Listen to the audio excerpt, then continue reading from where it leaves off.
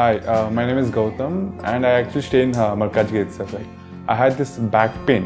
It's been 1.5 years. I have tried many treatments like chiropathy, oil massage, physiotherapy especially, but it didn't work out as much like what I expected. I strongly suggest homeopathy. You people can carry on with the homeopathy. Area Malkajgiri, and doctor name is like Nagesharao, and the clinic name is Neocare Homeopathy. ఓం మహాగణాధిపతయే నమః. ఓం గురుభ్యో నమః. ఓం శ్రీమాత్రే నమః.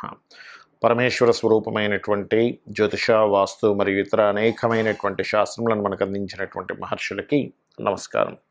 హయగ్రీవ హయగ్రీవ హయగ్రీవేతి యో వదేత్ తస్య నిస్సరతే వాణి జహ్నుకన్యా ప్రవాహవత్. అరుణాం కరుణాతరంగితాక్షీం ధృతపాశాంకుశపుష్పబాణచాపాం అనిమాదిభిరావృతాం మయూకైః అహమిత్యేవ విభావయే భవానీం. శ్రీమాత్రే నమః. ప్రేక్షకులకి ఆ లలితాంబిక అమ్మవారి యొక్క అనుగ్రహం పరిపూర్ణంగా కలగాలని మనస్ఫూర్తిగా కోరుకుంటూ మనం ఈరోజు చెప్పుకోబోయేటువంటి టాపిక్ ఏమిటి అంటే, మనకేదైనా ఒక గొప్ప విషయం జరిగే ముందు అమ్మవారు చిన్న చిన్న సంకేతాలతో మనకి చెప్తూ ఉంటుంది. అది ఎలాగా అంటే, ప్రకృతి అమ్మవారిని చెప్పబడింది మన శాస్త్రాల్లో. కాబట్టి చిన్న చిన్న సంకేతాలతో నీకు గొప్ప విషయం జరగనుంది, కాబట్టి నువ్వేం దిగులు చెందకు. అలాగే మనకి ఏదైనా ఒక ఆపద వచ్చే ముందు కూడా అమ్మవారు చెప్తుంది. కాబట్టి ఈ సంకేతాలు అసలు ఎటువంటివి వచ్చినప్పుడు ఎటువంటివి జరగనున్నాయి, ఒకవేళ నిజంగా మనకి ఏదైనా చిన్నపాటి ఆపద వస్తుంది అన్నప్పుడు దానికి మనం దాని నుంచి బయటపడడానికి ఎటువంటి వాడికి అమ్మవారి నామంలో ఏ నామం చేసుకొని, లేకపోతే ఏ దానం ఇచ్చి, గోవుకి ఏది తినిపించి మనం ఆ యొక్క ఇబ్బంది నుంచి బయటపడవచ్చు అనేటువంటి విషయాలు మనం ఒక్కొక్కటిగా తెలుసుకుందాం. ఇక కుజ సంబంధించిన సంకేతాలు వస్తూ ఉంటాయి, మార్స్ రిలేటెడ్ సంకేతాలు. అంటే ఎలాగా అంటే, ఒక పెద్ద ఇన్సిడెంట్ జరిగే ముందు ఎలా అంటే, ఇప్పుడు చూడండి, మనకి వర్షం వస్తుంది అనుకోండి. వర్షం వచ్చే ముందు ఏం చేస్తుంది? మేఘాలు వస్తాయి, చల్లటి గాలి వస్తుంది, కొంచెం లైట్ చినుకులు పడిపోవడం. అంతేగా సడన్గా ఏం పడిపోదు, సడన్గా మేఘాలు వచ్చేవి కదా, స్లోగా మార్పులు వస్తుంటాయి. దాని ప్రకృతిలో పక్షులు దాన్ని పట్టుకుంటాయి. పక్షులు, కొన్ని జంతువులు దాన్ని ఆ సంకేతాన్ని అర్థం చేసుకుంటాయి. కొన్ని భూకంపాలు వచ్చేటప్పుడు కూడా కొన్ని జంతువులు ఎలా అర్థం చేసుకుంటాయి, కొన్ని జీవరాశులకు ఎలా అయితే చాలా సూక్ష్మ బుద్ధి ఉంది అర్థమవుతుందో, అలాగే నిమిత్తంలో కూడా కొన్ని చెప్పారు. అది ఎలా అంటే, మార్స్ రిలేటెడ్ సంబంధించిన, అంటే కుజ సంబంధించిన దోషం మీకు బాగా ఎక్కువగా ఉంది మీ జాతకంలో ఉన్నప్పుడు సంకేత రూపంలో చెప్తూ ఉంటుంది. ఎలాగా అంటే, మీరు ఏదైనా చేస్తున్నారు అంటే, ఉదాహరణకి మీ ఇంట్లో పూజ చేస్తున్నారు. పూజ చేసేటప్పుడు సంథింగ్ అక్కడ దీపం వెలిగించేటప్పుడు, లేదా హారతి ఇచ్చేటప్పుడు, లేకపోతే అక్కడ ఏదైనా ఒక మంగళ సంబంధించి, అంటే అగ్నికి సంబంధించింది ఏదైనా ఒక దోషం జరిగింది. సంథింగ్ ఈజ్ మీ జాతక చక్రంలో కుజుడికి సంబంధించింది ఏదో అక్కడ ఈ మధ్య కాలంలో DBSలో ఎక్కడో నెగటివ్గా స్టార్ట్ అయిందని అదొక చిన్న సంకేతం అన్నమాట. బాగా అన్నదమ్ములు చక్కగా ఉన్నారు, కానీ అన్నదమ్ములు ఎంతో బాగుండి కూడా తమ్ముడితో, అన్నతో ఏదో సంథింగ్ తెలియనటువంటి ఒక చిన్న మిస్అండర్స్టాండింగ్ స్టార్ట్ అయింది అనుకుందాం.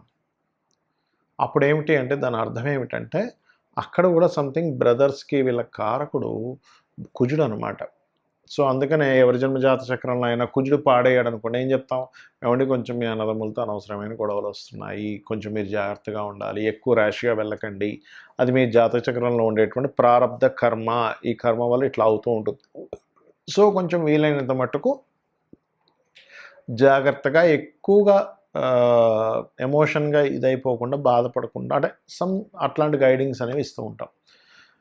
అలాగే స్వప్న రూపంలో కూడా ఈ కుజుడికి సంబంధించినవి నెగటివ్గా వచ్చేటప్పుడు స్వప్న రూపంలో ఇండికేట్ చేస్తూ ఉంటుంది. అయితే అందరికీ ఇండికేట్ చేయాలని రూల్ లేదు, ఎందుకంటే అది ఎక్కువగా పంచమ స్థానం బాగున్న వాళ్ళకి ఎక్కువ ఇండికేషన్ జరుగుతూ ఉంటుంది. అదేమిటి, ఎలాగా అని చెప్పి చూసుకున్నట్లయితే, స్వప్న రూపంలో ఒక్కోసారి కుజుడు సంబంధించిన ప్రభావం బాగా ఉందనుకోండి, ఏదో పెద్ద మంటలు వచ్చినట్టుగా ఒక స్వప్నం వస్తుంది, లేదా అప్పటి వరకు వెలుగుతున్నటువంటి కాగడ టప్మని ఆరిపోయినట్టు కానీ లేనట్లయితే,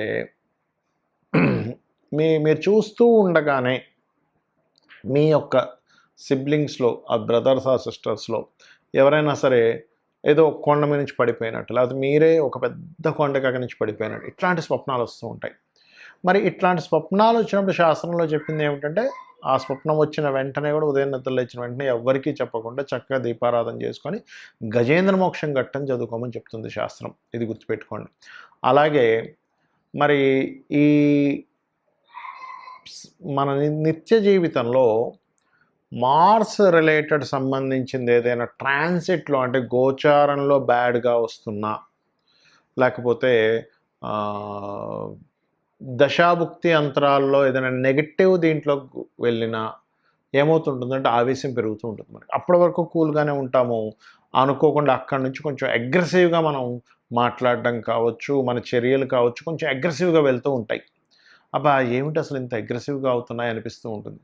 బట్ ఇక్కడ మీరు అర్థం చేసుకోవాల్సినటువంటి విషయం ఏమిటి అంటే, మీరు బాగా అర్థం చేసుకోండి, ఈ కుజుడు యొక్క ప్రభావం మీకు రానుంది అని అర్థం చేసుకోవాలి. అంటే అగ్రెసివ్ అవుతున్నా, అగ్రెసివ్ ఫోన్లో చిన్న చిన్న విషయాలకి గొడవలు అవుతున్నా, లేకపోతే అన్నదమ్ముల మధ్యన గొడవలు వస్తున్నా, లేకపోతే ఏదైనా ఒక అగ్రిమెంట్ చేసుకుందాం అన్నప్పుడల్లా ఏదో ఒక డిస్టర్బెన్స్ వస్తున్నాయనుకున్నా, అదేవిధంగా షార్ట్ జర్నీస్లో చిన్న చిన్న జర్నీస్లో కూడా ఏదో ఒక చిన్న తగులుతున్నా, బండి మీద వెళ్తున్నాం ఎవడో టక్కన తగులుతాడు, లేకపోతే కారులో వెళ్తున్నాం అక్కడ ఆగి మనం పక్క నుంచి ఎవడో రాసుకుని వెళ్ళిపోతుంటాడు, మనం ఏమి చేయకపోయినా. అంటే ఏమిటి, చిన్న చిన్న షార్ట్ జర్నీస్లో కూడా వాళ్ళకి ఇబ్బంది వస్తూ ఉంటుంది. ఇవన్నీ అవుతున్నాయంటే మీరు అర్థం చేసుకోవాల్సింది ఏమిటంటే కుజ సంబంధించింది ఏదో ఉంది. అలాంటప్పుడు మీరు అమ్మవారి నామాల్లో సర్వమంగళ మాంగళ్యే శివే సర్వార్థ సాధకే శరణ్యే త్రయంబకే దేవి నారాయణి నమోస్తుతే, ఇది గనక చేసుకుంటే దీనివల్ల 2 లాభాలండి. ఒకటి, కుజ సంబంధించినటువంటిది ఏదైతే నెగటివ్గా మీ జాతచక్రంలో లేకపోతే గోచారంలోనే ఎక్కడో వస్తుంది, ఇలాంటి గొడవలు జరుగుతున్నాయన్నప్పుడు ఇది ప్రభావం తగ్గిస్తుంది. లేదంటే కుజ సంబంధించిన దాంట్లో కొంతమందికి ఏమవుతుంటుంది, ల్యాండ్ ఇష్యూస్ వస్తూ ఉంటాయి, ల్యాండ్ వల్ల ఇబ్బంది అవుతుందండి అంటూ ఉంటారు. అలాంటప్పుడు వారాహి అమ్మవారి అష్టోత్తరాలు చదువుకోవాలి, లేదా సుబ్రహ్మణ్యేశ్వర స్వామి ఆరాధన చేసుకోండి. దీనివల్ల 2 లాభాలు ఈ నామం చేసుకోవడం వల్ల ఏమిటి అంటే, భర్త ఆయుష్ పెరుగుతుంది, మనకి మంగళములు జరుగుతాయి, ఇబ్బందులు అనేటువంటివి జరగవు. దీన్ని నిమిత్త శాస్త్రము అంటారు. ఈ నిమిత్త శాస్త్రంలో మనకి మహర్షులు దీన్ని అందించారు మనకి. అంటే మీకు చుట్టూ ఉన్న సంకేతాలు, మీకు వచ్చేటువంటి స్వప్నాలు కావచ్చు, మీ చుట్టూ ఉండే సంకేతాలు కావచ్చు, వీటిని చెప్తాయి అని. దీనిలో మొట్టమొదటిగా మనం రవికి సంబంధించిన నిమిత్తాలు తీసుకుందాం.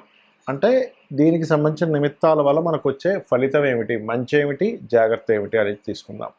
చూడండి, మీకు ఒక్కొక్కటిగా మనం తెలుసుకున్నట్లయితే, ఒకటి ముందుగా మనకి స్వప్నంలో ఉదాహరణకి చక్కగా ఉదయిస్తున్న సూర్యుడు వచ్చాడు, అలాగే గవర్నమెంట్ వ్యక్తులు లేదా ఒక రాజు స్వప్నంలోకి వచ్చాడు, స్వప్నంలో. అలా కాకుండా నిజ జీవితంలో మనకి చూడండి, అప్పుడే అంటే మీరు ఎక్కడికైనా ఇలాగా ఒక ఆలోచిస్తున్నారు, ఉదాహరణకి ఏదో ఒక ఆలోచనతో ఇలా చూస్తున్నారు, ఆకాశం వైపు ఏదో చూస్తున్నారు, వెంటనే అప్పుడే మబ్బును ఇలా విడిపోయి సూర్యుడు బయటకు వచ్చాడు. అంటే మీ ఆలోచన ఈజ్ వెరీ క్లియర్లీ అక్కడ మీకు అది ఆలోచన సూపర్గా ఉండబోతుంది అని అర్థం. అదే ఆలోచన మీకు ఉదాహరణకి ఒక ఆలోచన చేస్తున్నారు, దీనివల్ల నాకేమైనా డీఫేమ్ అయినా వస్తుందా, నేనేమైనా ఇబ్బంది పడబోతున్నానా అని ఒక్కసారి ఆకాశం వైపు చూసినప్పుడు అప్పుడే మబ్బుల చాటుకు వెళ్తున్నటువంటి సూర్యభగవానుడు కనబడ్డాడు. అంటే దాని అర్థం ఏమిటి, మీ ఆలోచన ఏదైతే ఉందో అది మీకు రేపొద్దున ఇబ్బందిని ఇవ్వనుంది అనేటువంటి ఒక సంకేతం. ప్రకృతి చుట్టూ ఉన్న ప్రకృతి అమ్మవారు, బాగా అర్థం చేసుకోండి, చెట్లు చేమలు ఎవ్రీథింగ్ అమ్మవారు. ఎందుకంటే ఆ రూపంలో భగవంతుడు ఉంటేనే మనకు తోడ్పడగలరు కాబట్టి.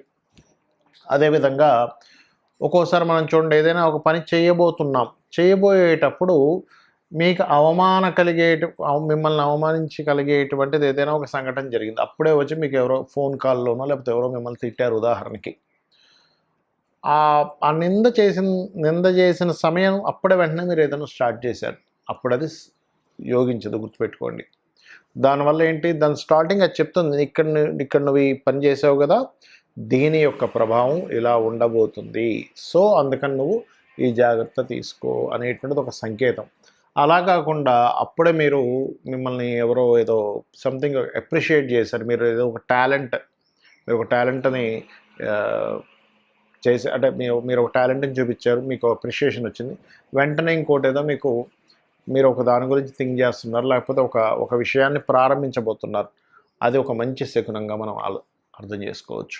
అంటే ఇక్కడ ఏమిటి, మీ యొక్క లైఫ్లో నిత్య జీవితం జరిగేటువంటివి ఏవైతే ఉంటాయో అవి మీకు పేరునిచ్చేటువంటివి, లేకపోతే పేరునిచ్చేటువంటి విషయాలు. అంటే ఎలాగా, ఉదాహరణకి ఒక పళ్ళు చూసాం, దానిమ్మ పళ్ళు. సడన్గా అప్పటికప్పుడు ఎవరో దానిమ్మ పళ్ళు మీ చేతికి ఇచ్చారు. అప్పుడే ఏదైనా మీరు ప్రారంభిద్దాం అనుకుంటున్నారు. ఇదొక శుభశకునం.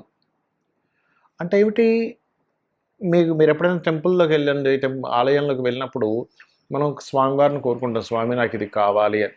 వెంటనే పూజారి గారు లోపల నుంచి ఒక పండుని తీసుకొచ్చి ఇచ్చారనుకోండి మీకు. ఆలయంలో మనం చూడండి, మనం ఎంతో ప్రయత్నం చేస్తుంటాం, కానీ మన వల్ల అవ్వనప్పుడు ఇంకేం చేస్తాం, ఇలా కాదు, నేను భగవంతుడికి వెళ్ళి చెప్పుకుంటే నాకు ఇది కోరిక తీరుతుందని అనుకుంటాం, వెళ్తాం, భగవంతుడి దగ్గరికి వెళ్తాం, ఆలయంలో ప్రదక్షిణం చేసుకుంటాం, తీర్థం తీసుకుంటాం. దాని తర్వాత అనుకోకుండా మనం ఏమీ అడగకుండా లోపల నుంచి ఆయన ఒక పండు తీసుకొచ్చేస్తారు. అంటే ఏమిటి, భగవంతుడి యొక్క ఆజ్ఞ అక్కడ మీకు వచ్చింది.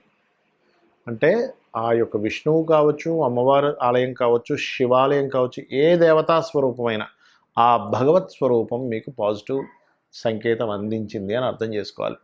అంటే మీరు మనసు నొచ్చుకునేటువంటిది ఏదైనా దానికి సంబంధించి జరిగింది, వెంటనే మీరు ఏదైనా ఒక పని చేయబోతున్నప్పుడు అది జరిగింది అన్నప్పుడు ఇట్స్ గోయింగ్ టు రాంగ్. ఏదైనా ఒక మంచి జరిగినప్పుడు ఇట్స్ గోయింగ్ టు గుడ్. ఏది పర్టికులర్గా ఈ యొక్క దీనికి సంబంధించిన విషయం. మరి దీనికి రెమెడీ ఏమిటి అంటే, మరి ఒక పని చేయబోతున్నా అండి, ఈ యొక్క ఫలితం వచ్చింది, కానీ నేను ఏం చేయాలి, అది ప్రారంభించేశాను నేను, ఆ రోజు నాకు నిజంగానే అటువంటి సంకేతాలు చాలా కనబడ్డాయి అని అన్నప్పుడు దీనికి ఒక చిన్న ఉదాహరణ కూడా చెప్తాను. ఒక వ్యక్తికి ఏమైందంటే, ఒక గవర్నమెంట్ జాబ్కి అప్లై చేయబోతున్నప్పుడు ఆ రోజు అనుకోకుండా వాళ్ళ ఫాదర్ అతని మీద కోపపడ్డాడు, ఏదో మాట వచ్చి. అప్లై చేయబోయేటప్పుడు ఈ గొడవ ఏంటి ఇలా జరిగింది అనుకున్నాడు, అప్లై చేశాడు మొత్తం మీద. అప్పుడే ఆ యొక్క సమయంలో ఒక వ్యక్తి పరిచయం, మీకు గవర్నమెంట్ జాబ్ కావాలంటే చెప్పండి, నాకు పలానా మినిస్టర్ తెలుసు, వాళ్ళు తెలుసు, వీళ్ళు తెలుసు, ఒక 5 లక్షలు కడితే మీకు నేను ఇప్పిస్తా అన్నాడు. ఈ క్రమంలోనే ఇది అప్లై చేద్దాము ఒక వ్యక్తి కలిసే టైంలోనే. అప్పుడు ఏమైంది, ఎవరికైతే ఈయన ఆశపడి 5 లక్షలు ఇచ్చాడో పోయాయి డబ్బులు, ఇంకా కనబడకుండా పోయాడు, ఫోన్లు ఎత్తకుండా పోయాడు. అంటే ఏమిటి, ఒక సంకేతం ఇచ్చింది, ఫాదర్ రూపంలో ఒక సంకేతం ఇచ్చింది, నాన్న నువ్వు ఏదైతే చేయబోతున్నావు. Father is the sun astrology పరంగా, అంటే ఒక సన్ రూపంలో ఒక సంకేతం ఇచ్చింది, ఇక్కడ ఏదో సంథింగ్ బ్యాడ్ జరగబోతుంది అని. సో ఈ రకంగా నిమిత్తాన్ని తీసుకోమని చెప్తుంది శాస్త్రం. మరి ఇట్లాంటివి ఏమైనా మీరు చేయబోతున్నారు, గవర్నమెంట్ రిలేటెడ్ కావచ్చు, ఒక పేరు ప్రఖ్యాతలు రావడం కావచ్చు, ప్రమోషన్ గురించి కావచ్చు, లేకపోతే మీరు మెడికల్ రిలేటెడ్ సంబంధించినవి కావచ్చు, ఆరోగ్యానికి సంబంధించినవి కావచ్చు, ఇటువంటివి ఏవైనా నిర్ణయాలు తీసుకోముందు ఒక బ్యాడ్ సంకేతం మీకు జరిగింది, కానీ అది ముందుకు వెళ్ళిపోయారు తెలియక, లేకపోతే చేయాల్సిన పరిస్థితి ఉంది, అప్పుడు రెమెడీ ఏం చేసుకోవాలి అన్నప్పుడు మీరు లలితా సహస్రనామాల్లో ఉద్యద్భాను సహస్రాభ చతుర్బాహు సమన్విత అనే నామం ఉంటుందండి, అద్భుతంగా పనిచేస్తుంది. ఈ నామం చేసుకుంటే మీకు ఆరోగ్యానికి ఆరోగ్యం ఉంటుంది, కీర్తి వస్తుంది, అద్భుతమైనటువంటి వెలుగు లైఫ్లో, అంటే ఒక మంచి స్టేజ్కి వెళ్తాననేటువంటి యోగాన్ని అమ్మవారు ఇస్తుంది. ఓం ఉద్యద్భాను సహస్రాభ చతుర్బాహు సమన్వితాయై నమః అని చేసుకోండి, అన్ని విధాలు బాగుంటుంది.